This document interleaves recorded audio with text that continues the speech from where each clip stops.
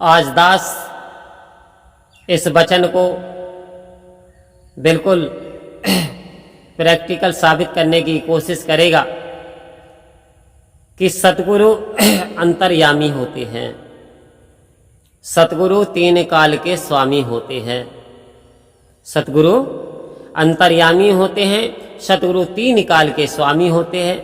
यानी सतगुरु जो भूत के जानने वाले, वर्तमान के जानने वाले और भविष्य के जानने वाले भी होते हैं। यानी जो आगे तक घटना हो सकती है वो सतगुरु को सब विदित होती है।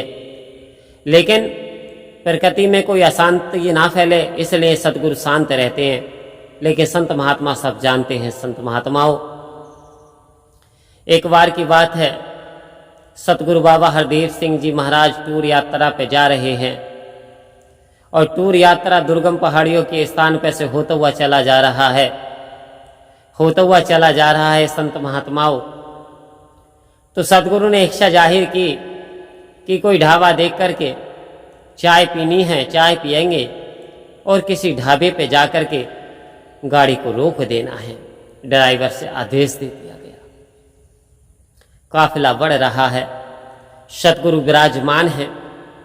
आओ संत महात्माओं, जो व्यक्ति सतगुरु पे उंगली उठाते हैं, जो व्यक्ति मिशन पे उंगली उठाते हैं, आज वो सावधान हो जाएं कि तीन काल है सत्य, तू मिथ्या है संसार। घट घट वासी है प्रभु अब नासी करतार, और दया से तेरी हो सभी भव सागर से पार। कह रहे तू तीन काल सत्य है और ये संसार मिटने वाला है। तेरी दया कृपा से कोई भी व्यक्ति इस भव सागर को पार कर सकता है, लेकिन दया दृष्टि आपकी होगी। दया दृष्टि सतगुरु की ही होगी जो भव सागर को पार कर सकता, अन्यथा नहीं कर सकता। क्योंकि योगी योग लगा के हार गए, ध्यानी ध्यान लगा करके हार गए, विद्वान पढ़ पढ़ करके हार गए। कि पोते पढ़ पढ़ योग भयो, पंडित भयो न कोय, और 2.5 अक्षर प्रेम के पढ़े सो पंडित होए। कह रहे पोथी पढ़ पढ़ युग बीत गए, लेकिन ब्राह्मण नहीं बन पाया, विद्वान नहीं बन पाया। लेकिन जिसने इस नाम रूपी रतन धन को, इस परमात्मा रूपी रतन धन को पढ़ लिया, इस प्यार के शब्दों को पढ़ लिया, उससे बड़ा कोई विद्वान हो ही नहीं सका। तो आओ संत महात्माओं, काफिला बढ़ रहा है। ड्राइवर ने एक ढाबे पे गाड़ी रोकी और सतगुरु से कहा कि हुजूर चाय पी लें। चलिए, चाय का ढाबा आ गया। सतगुरु ने कहा ना, इस ढाबे पे नहीं पीते, आगे देखेंगे, आगे और ढाबा मिलेगा कोई। तो ढाबा तो बहुत सुंदर था, होटल था, ढाबा क्या होटल था, आलीशान होटल था। लेकिन सतगुरु ने मना कर दिया। सतगुरु आगे बढ़ गए और अब आगे क्या हुआ, आगे एक और ढाबा पड़ा कुछ दूरी पे चलने के बाद में। ड्राइवर ने कहा बाबा जी चलो चाय पिए लेते हैं। ढाबा आ गया, गाड़ी रोक दी। सतगुरु ने देखा और कहा नहीं, अभी और चलते हैं, अभी थोड़ी मंजिल और कट जाएगी। आओ संत महात्माओं, अब सतगुरु का काफिला आगे बढ़ने लगा। लेकिन आज आपका विश्वास मजबूत हो जाएगा कि सतगुरु अंतर्यामी होते हैं।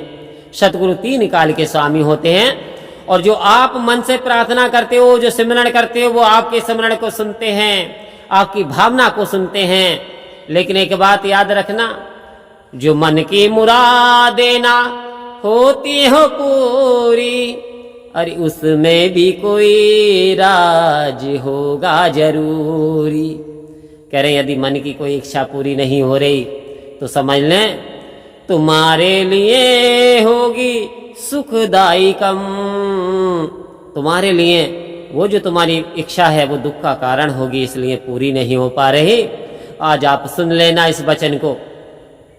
जो व्यक्ति, जो महात्मा ये सोचते हैं हम सेवा करते हैं, सत्संग करते हैं, लेकिन हमारी इच्छा ये पूरी नहीं हो रही, वो इच्छा दुख का कारण बनेगी, इसलिए वो इच्छा पूरी नहीं हो रही। आप नहीं जानते, सतगुरु अंतर्यामी होते हैं। अब काफिला आगे बढ़ गया है और काफिला आगे बढ़ते बढ़ते अब तो जंगलात की ओर चढ़ने लगा है। अब तो काफी दूर जंगल में जाकर के एक हल्की सी टूटी सी झोपड़ी नजर आती है, पॉलीथीन पड़ी हुई है, 1-2 बेंचें पड़ी हुई हैं, लेकिन चाय की दुकान है। सतगुरु ने कहा यहीं रोक दो। ड्राइवर बड़ा आश्चर्यचकित हुआ। बाबा जी, ये तो बेंच भी एक दो पड़ी हैं और छोटा सा कोई ढाबा ही है। कह रहे कोई छोटा बड़ा, कोई ढाबा छोटा बड़ा नहीं होता, कोई बात नहीं है, आओ संत महात्मा चाय यही पी लेते हैं। अब सतगुरु उतर गए हैं, उतर के बैठने का इंतजाम किया गया। सतगुरु बैठे हैं और वो महात्मा भी बैठ गए हैं, कुछ खड़े हैं। चाय बनाने के आदेश ड्राइवर साहब ने दे दिए हैं उस व्यक्ति के लिए। अब वो चाय बना रहा है, चाय बना रहा है और चाय बनाने के लिए जैसे ही उसने डिब्बे का चाय की पत्ती के जो डिब्बे के लिए बड़ा डिब्बा था उस पर फोटो लगा रखा था सदगुरु का। एक ड्राइवर जो महात्मा वहीं चला जाता है तो देखता है सदगुरु बाबा हरदेव जी महाराज का वहां फोटो लगाए हुए है। कहते हैं जी क्या आप इन्हें जानते हो?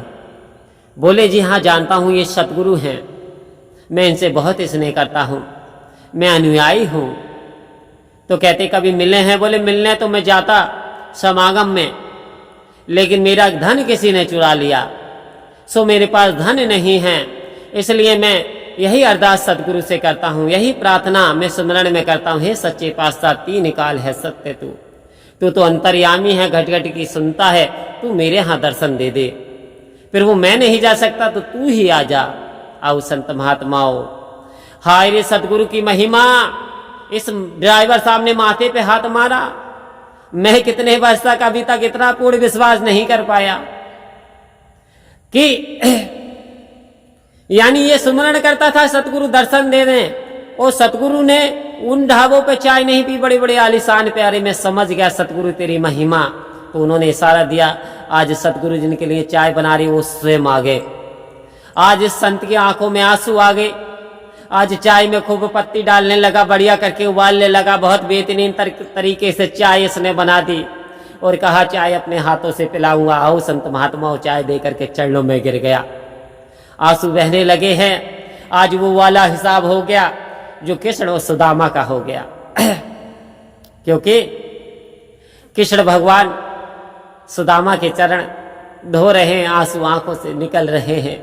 आओ संत महात्माओं, प्रभु का और भक्त का प्रेम ही ऐसा होता है। तो यदि हमारा ऐसा प्रेम बन पाया है, हमारा ऐसा विश्वास बन पाया है, सबसे पहले भक्ति के लिए विश्वास रूपी सीढ़ी का होना बहुत जरूरी है।